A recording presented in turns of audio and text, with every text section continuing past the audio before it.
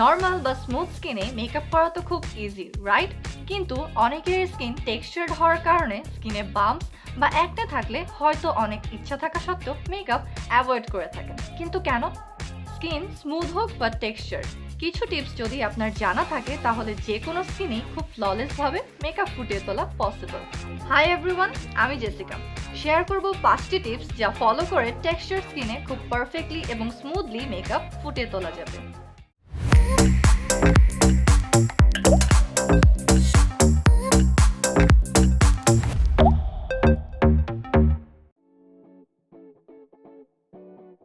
Uneven skin বা bumpy স্কিনকেই আমরা textured skin বলে থাকি।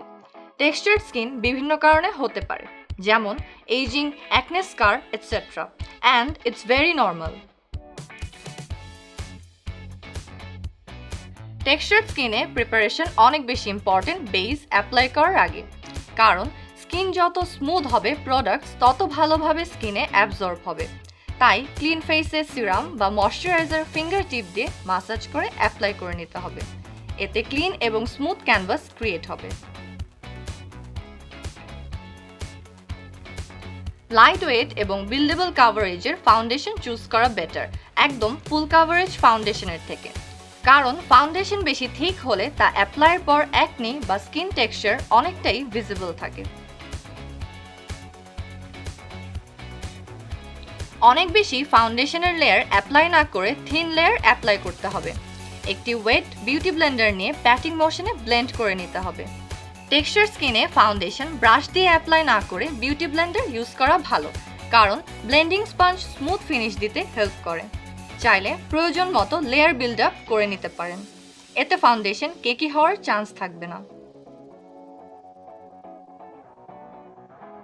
ফাউন্ডেশন অ্যাপ্লাইয়ের পর একটি ভেজা বিউটি ব্লেন্ডার দিয়ে অল্প পরিমাণ ট্রান্সলুসেন্ট পাউডার দিয়ে সেট করে নিন। ট্রান্সলুসেন্ট পাউডার লাইট ওয়েট হওয়ায় স্কিনে স্মুথলি অ্যাবজর্ব হয়ে যায় এবং ফাউন্ডেশনও লং লাস্ট করে। অয়েল কন্ট্রোল এবং মেকআপ সেট করতে ম্যাট সেটিং স্প্রে ইউজ করে নেই। এতে ফুল মেকআপ অনেক লং টাইম পর্যন্ত সেট থাকবে এবং স্মুথ ফিনিশ দিবে। And this is the final result on textured skin.